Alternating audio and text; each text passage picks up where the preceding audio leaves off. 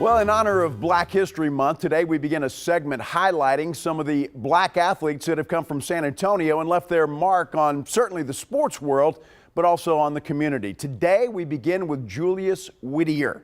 Yeah, Julius was born in San Antonio on July 7th, 1950. He graduated from Highlands High School, and then he went on to play college football at the University of Texas in 1969. Now, he didn't start playing football until 1970 because at that time, freshmen were not allowed to play.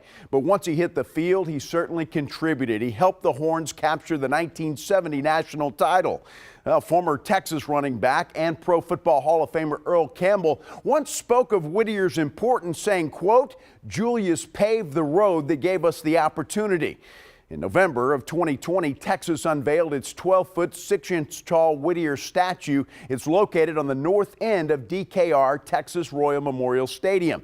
Now, for much of his professional career, he worked as a senior prosecutor in the Dallas County District Attorney's Office, and sadly, he passed away in 2018. Now, you can find more local athletes highlighted at kens5.com/sports.